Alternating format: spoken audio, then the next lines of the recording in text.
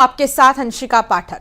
Cyber ठगों ने नोएडा में एक रेलवे के रिटायर्ड जीएम को 24 घंटे तक डिजिटल अरेस्ट किया। इस दौरान ठगों ने 52 लाख से भी ज्यादा रुपए की ठगी की है। ठगों ने फोन पर कहा कि आपके पार्सल में ड्रग्स है, दाऊद से संबंध बताया और मनी लॉन्ड्रिंग का डर दिखाकर वारदात को अंजाम दिया।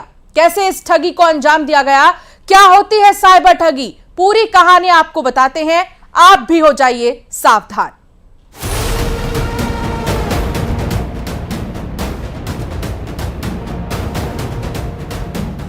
फर्जी अफसर, फर्जी ड्रग, फर्जी अरेस्टिंग, पूर्व railway GM digital arresting. Digital arrest ठगी का वो नायाब तरीका जिसके शिकार सिर्फ पढ़े लिखे लोग ही बन रहे हैं, वो भी ऐसी वैसी हस्तियां नहीं, बल्कि कोई आर्मी का पूर्व अफसर तो कोई रेलवे का पूर्व अधिकारी। कुछ ऐसे ही डिजिटल अरेस्टिंग का शिकार हुए नोएडा में रहने वाले पूर्व रेलवे जीएम। ये टोटल ट्रैप तो 36 घंटे रहा था, लेकिन इसमें बीच में उन्होंने मुझे अपने काम के लिए बीच में जाने दिया और मुझे बैंक में आरटीजीएस कराने के लिए, जिससे पैसा ट्रांसफ़र है, लेकिन तब भी उन्होंने वीडियो कॉल पूरी ऑन रखी। मुझे आपके साथ हैं, वरना आपकी भी जान को खतरा है और हो सकता है उन लोगों की भी जान को खतरा हो जाए। अगले दिन तक जब मैं इतने घंटे डिजिटल अरेस्ट में रहा तो मेरी माइंड की फैकल्टीज़ काम करना कम हो गई थी।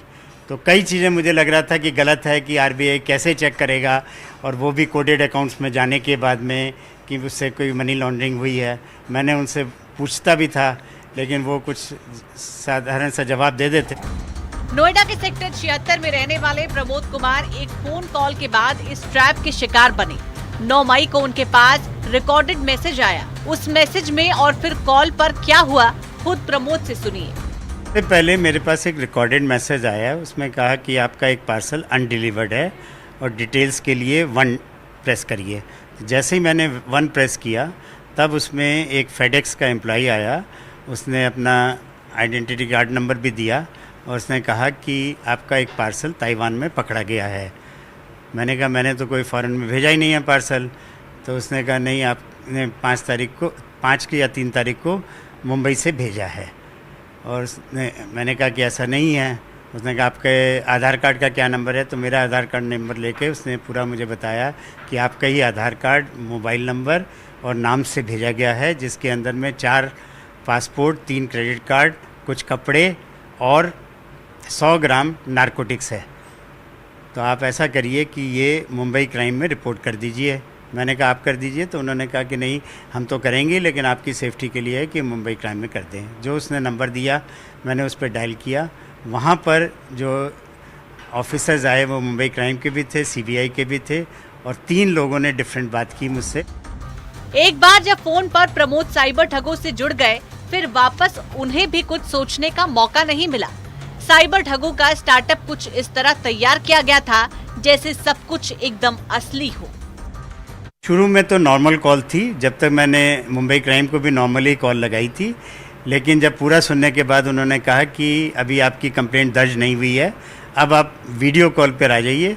पहले उन्होंने स्काइप पे कोशिश की, जब स्काइप पे नहीं हुआ तो उन्होंने व्हाट्सएप वीडियो पे किया। रेलवे के इतने बड़े पूर्व अफसर रहे प्रमोद को एक पल के लिए भी नहीं लगा कि वो किसी ट्रैप में फंस गए हैं, क्योंकि सब कुछ एकदम रियल था।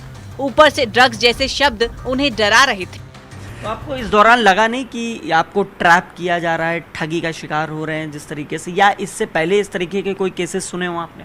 नहीं, मैंने तब तक इस तरह का केस नहीं सुना था। जब उन्होंने मुझे सीबीआई का भी एक लेटर दिया था और मुझसे पढ़वाया था, कि जिसके अंदर लिखा था कि आपसे कुछ आपके जो, क्योंकि पार्सल के बाद में उन्होंने ये बताया कि मेरे नाम के कुछ बैंक अकाउंट्स हैं जो मनी लॉन्ड्रिंग और टेररिस्ट एक्टिविटी के लिए यूज़ हुए हैं, और उन्होंने नवाज़ मलिक और दाऊद इनके नाम लिए थे।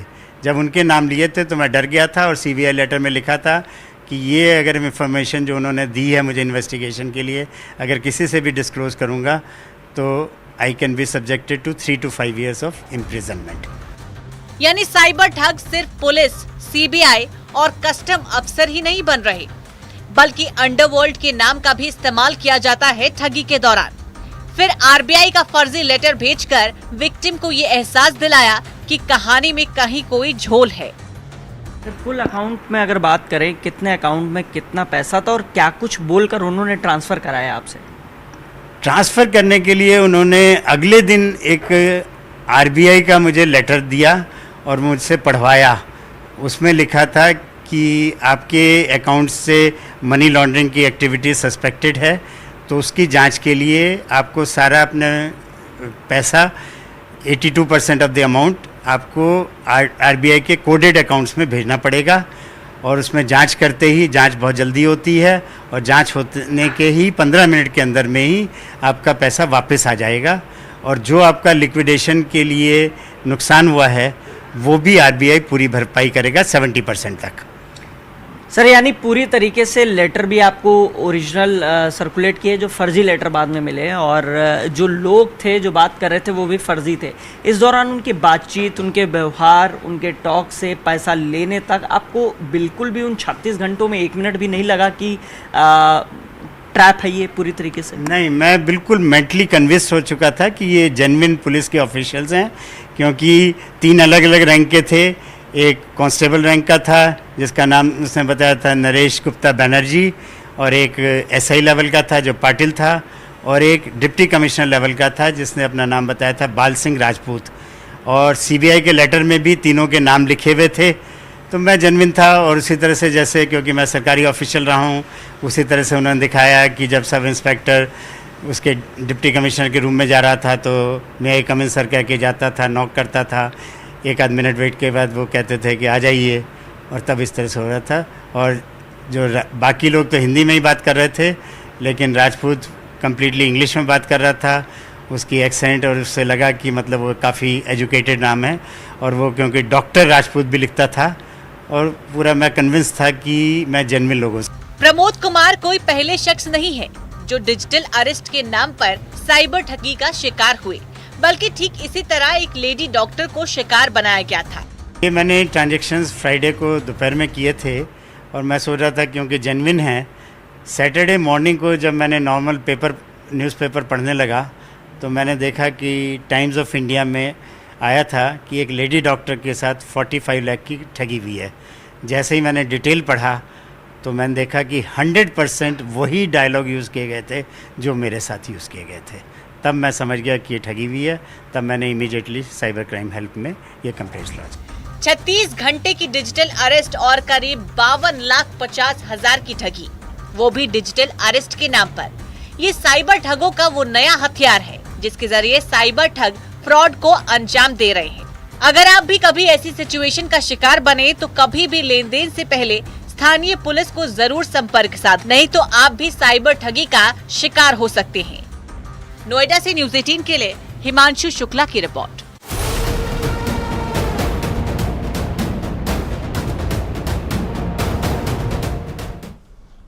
सावधान हो जाइए, अगर आपके पास भी ऐसे कॉल्स आते हैं तो इन कॉल्स को ब्लॉक कीजिए, इन पर शिकायत कीजिए, बल्कि इनको जवाब मत दीजिए। आगे बढ़िए और छत्तीसगढ़ की बात करेंगे। ज्यादातर ब्लड बैंक ड्राई हो गए हैं। इसकी वजह भीषण गर्मी में ब्लड डोनर की कमी को बताया जा रहा है। ब्लड की कमी की समस्या से थैलीसीमिया पीड़ित मरीजों को ज्यादा जूझना पड़ रहा है। वहीं बिलासपुर में भी इमरजेंसी वाले मरीज के परिजन भी ब्लड बैंक के चक्कर काट रहे हैं और परेशान हो रहे हैं। देखिए इस खास रिपोर्ट को।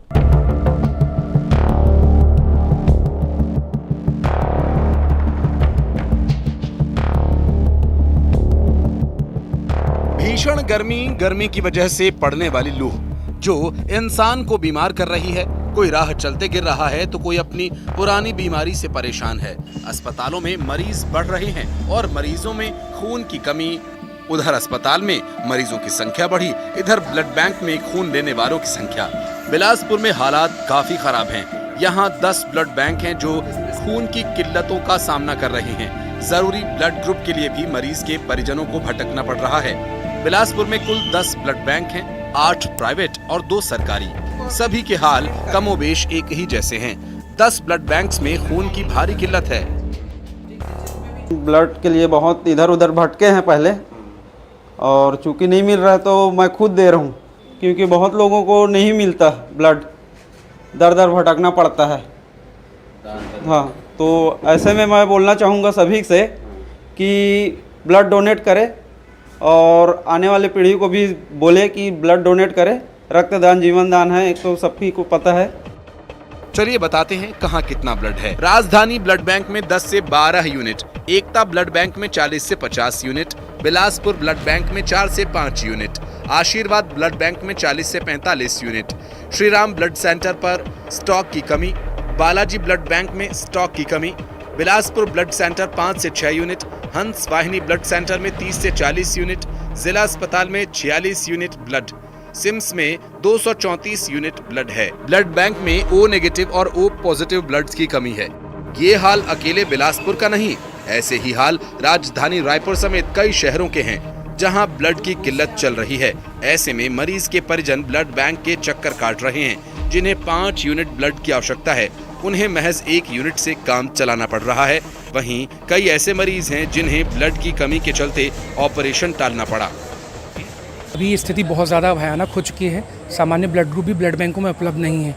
कई मरीजों के कॉल आ रहे हैं जो मजबूरी में आकर के एडमिट होकर के भी वापस अपने घरों को लौट रहे हैं। कईयों के ऑपरेशन तक भी रुके हुए हैं। स्थिति इतनी ख़राब है कि थैलेसीमिया और सिकल सेल से जूझ रहे मरीज दूर ग्रामीण क्षेत्रों से बिलासपुर आ रहे हैं अनजान में, और यहाँ आकर के जब उन्हें पता पड़ रहा है कि ब्लड बैंक में ब्लड नहीं है, फिर वो लौट जा रहे हैं। ऐसी स्थिति में हमारी संस्था जो है ये रक्तदान शिविर का आयोजन करने जा रही है। हमारा मकसद ये है कि न सिर्फ थैलेसीमिया और सिकल सेल बल्कि बिलासपुर शहर में जितने भी मरीज आकर के इस उम्मीद से बिलासपुर आते हैं कि उन्हें यहाँ सुविधाएँ और ब्लड वगैरह जैसी चीज़ों की मुहैया कराई जाएंगी, उन सबकी मदद की जा सके। वैसे तो एक ब्लड बैंक में 400 से 500 यूनिट ब्लड रखने की क्षमता है। आमतौर पर रोज 25 से 30 यूनिट ब्लड की खपत होती है, लेकिन गर्मी में ब्लड बैंक ड्राई हो गए हैं। डिमांड लगातार बढ़ रही है। स्थिति ये है कि हर जगह रोजाना 15 से 20 मरीजों के परिजन खून के लिए भटक रहे हैं और खून नहीं मिलने से निराश होकर लौट रहे हैं। बिलासपुर समेत छत्तीसगढ़ के थैलेसीमिया पीड़ित मरीजों के लिए ज्यादा संकट की स्थिति है। जिले में 180 थैलेसीमिया बच्चों को खून की आवश्यकता है और इसके साथ ही सिकल सेल के रोगियों को भी ब्लड की आवश्यकता होती है। ब्लड न मिलने की वजह से इस तरह की गंभीर और रक्त की आवश्यकता वाली बीमारी से जूझ रहे लोगों को परेशान होना पड़ रहा है। मैं बिलासपुर की बात करूं तो अगर हमारे पास 20 मरीजों का रिक्वायरमेंट आ रहा है तो हम 7 या 8 लोगों की ही ब्लड की पूर्ति कर पा रहे हैं। और ये स्थिति केवल एक ब्लड बैंक की नहीं है। मेरा ऐसा मानना है कि छत्तीसगढ़ के हर एक ब्लड बैंक की स्थिति सेम है। कहीं ना कहीं रेशो अगर देखें तो 70 और 30 का है। मतलब ये मान के चलिए कि हर एक रोज़ ऐसा होता है कि 5, 7, 10 लोग हमेशा वापस जाते हैं जिनको हम ब्लड दे ही नहीं पा रहे हैं। विशेषज्ञ डॉक्टर्स की माने तो रक्तदान करने के लिए कोई समय या मौसम का अनुकूल होना आवश्यक नहीं। कोई भी स्वास्थ्य व्यक्ति किसी भी मौसम में बेझिझक रक्तदान कर सकता है। जागरूकता नहीं होने से ब्लड की किल्लत तो होती है और गर्मी के समय में हम ऐसा मानते हैं क्योंकि थोड़ी किल्लत हो सकती है क्योंकि स्कूल कॉलेजेस बंद होते हैं। तो ऐसे समय में जो हमारा जो कैलेंडर बना हुआ है डोनेशन का, हम संस्थाओं को पकड़ते हैं, जैसे एनटीपीसी है, रेलवे है, जेसीसी गनियारी है, या फिर यूनिवर्सिटी एम्प्लॉयज़ हैं और क्या बोलते हैं कलेक्ट्रेट है। ये जो है जहाँ पे गर्मियों की छुट्टी नहीं होती, वहाँ पे जा कर के यदि आप निवेदन करते हो तो बहुत अच्छे से हमको ब्लड मिलता है। और ऐसे में आवश्यकता है कि सामाजिक संस्थाएं और प्रशासन मिलकर रक्तदान जागरूकता अभियान चलाकर लोगों को ब्लड डोनेट करने के लिए प्रेरित करें ताकि जरूरतमंद मरीजों को समय पर ब्लड मुहैया कराया जा सके। बिलासपुर से उमेश मौर्य की रिपोर्ट, न्यूज़ 18।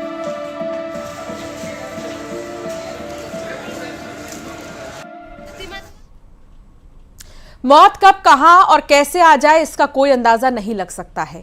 ऐसा ही एक मामला झालावाड़ जिले के सारौला से आया है जिसे देखकर आप भी चौंक जाएंगे। देखिए रिपोर्ट।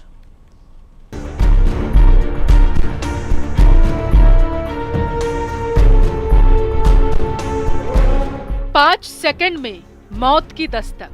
वो नाचते नाचते गिरा, फिर कभी ना उठा।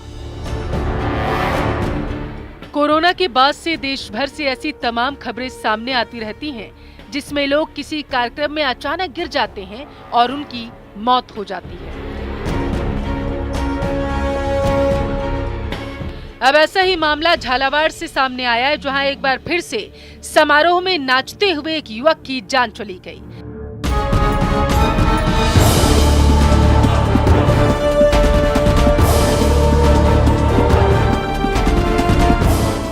इस बार एक क्लर्क उस वक्त मौत का शिकार हो गया जब वो जागरण के दौरान भजन पर नाचते हुए गायकों पर फूल बरसा रहा था।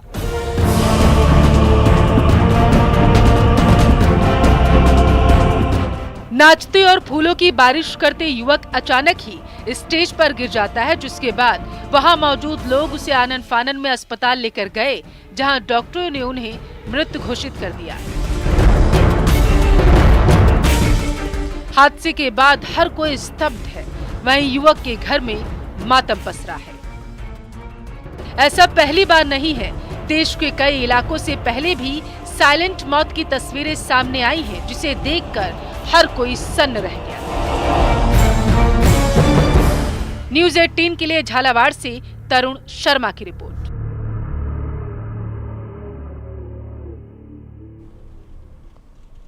रायपुर के पुरानी बस्ती के टूरी हटरी में भगवान जगन्नाथ का पौराणिक मंदिर है। यहां करीब 40 साल बाद भगवान जगन्नाथ का नया रथ बनाया जा रहा है। नए रथ की खास बात तो ये है कि ये प्रदेश का पहला ऐसा रथ होगा जिसमें रथ को मोड़ने के लिए स्टीयरिंग की सुविधा होगी। वहीं रथ को रोकने के लिए ब्रेक भी लगाया जा रहा है। आपको बता दें कि इस बार रथ यात्रा में भगवान जगन्नाथ के साथ बलभद्र और सुभद्रा भी नए रथ में सवार होकर शहर भ्रमण करेंगे, जिसके लिए रथ में उन्हें विराजमान करने और उतारने के लिए सीढ़ी भी लगाई जा रही है। भगवान जगन्नाथ के रथ को बनाने की जिम्मेदारी मुस्लिम कारीगर को मिली है। तो ये नया रथ आप देखिए, जो कि लगभग बनकर तैयार है और अपना अंतिम रूप लेता नजर आ रहा है। 7 जुलाई को भगवान जगन्नाथ की रथ यात्रा निकाली जाएगी और इसको लेकर छत्तीसगढ़ के मंदिरों में भी रथ बनाने का जो काम है वो शुरू हो चुका है। राजधानी रायपुर के पुरानी बस्ती स्थित टूरी हटरी के पास करीब 500 साल पुराना भगवान जगन्नाथ का मंदिर है और मंदिर के जस्ट सामने करीब 40 साल बाद जो है नए रथ का निर्माण यहाँ पर किया जा रहा है। और इस वक्त हमारे साथ कारीगर भी मौजूद हैं, उनसे हम बात करते हैं। भाई साहब, क्या नाम है आपका? हबीब खान नाम है मेरा। अच्छा, ये रथ बनाने का काम आप लोग कब शुरू किए थे और कब तक टारगेट रखा है कि ये रथ जो है पूरा बन जाए? ये 19 अप्रैल से कर रहे हैं हम लोग और ये इसमें करीब 15 से 20 दिन और लगेगा। 1 महीना तो तकरीबन हो ही गया है।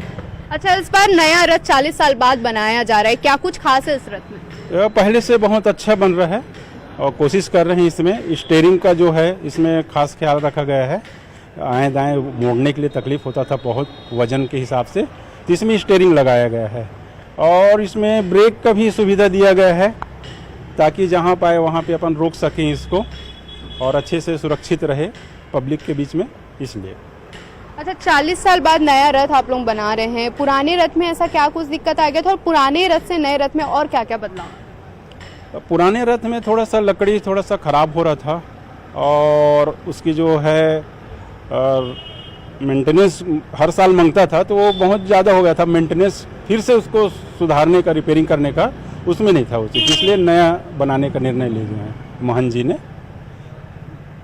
तो देखिए, सरियों और नीम की लकड़ी के उपयोग से ये नया रथ जो है बनाया जा रहा है और इस रथ की खास बात ये है कि इस रथ पे ये रथ जो है छत्तीसगढ़ का ऐसा पहला रथ होगा जिसमें स्टीयरिंग की व्यवस्था जो है वो की जा रही है। इसके साथ ही रथ को मोड़ने के लिए, रथ को रोकने के लिए ब्रेक की व्यवस्था भी इसमें होगी और साथ ही रथ में उतरने और चढ़ने के लिए सीढ़ियों की सुविधा भी जो है होगी। कैमरा पर्सन मनीष कीते के साथ तनु वर्मा, न्यूज़ 18 छत्तीसगढ़। बीजेपी प्रवक्ता गौरव भाटिया ने भी न्यूज़ 18 के मैनेजिंग एडिटर अमीश देवगन के साथ पीएम मोदी के इंटरव्यू को शेयर करते हुए लिखा कि फर्क साफ है। पीएम मोदी मातृशक्ति का सम्मान करते हैं, पापी आप और कांग्रेस महिलाओं के साथ घमासान और अपमान करते हैं।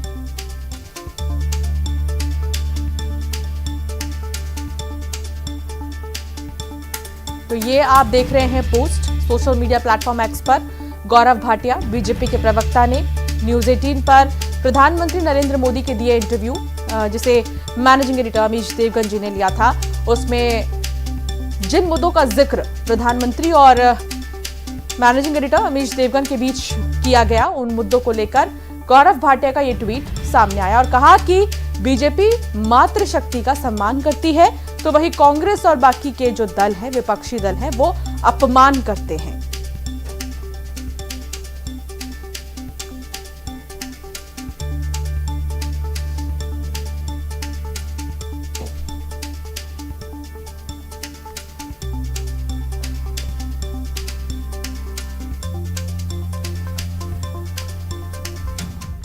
केजरीवाल को रैली में आने का न्योता नहीं मिला है। कल दिल्ली में राहुल की रैली होने वाली है और अरविंद केजरीवाल को न्योता ही नहीं मिला। केजरीवाल को न्योता नहीं भेजा गया। दिल्ली में आम आदमी पार्टी और कांग्रेस का गठबंधन है, लेकिन इस बीच कल राहुल गांधी की रैली होने वाली है। न्योता केजरीवाल तक नहीं पहुंचा है। ऐसे में सवाल ये कि क्या वाकई में ये जो गठबंधन है वो सिर्फ चुनाव भर के लिए है क्या? क्योंकि केजरीवाल को न्योता रैली में आने का नहीं मिला है। कल दिल्ली में ही राहुल गांधी की रैली होने वाली है, उसमें अरविंद केजरीवाल को न्योता अभी तक नहीं मिला है। दिल्ली में आम आदमी पार्टी और कांग्रेस का जबकि गठबंधन है, गठबंधन होने के बावजूद भी अभी तक अरविंद केजरीवाल को न्योता नहीं मिला।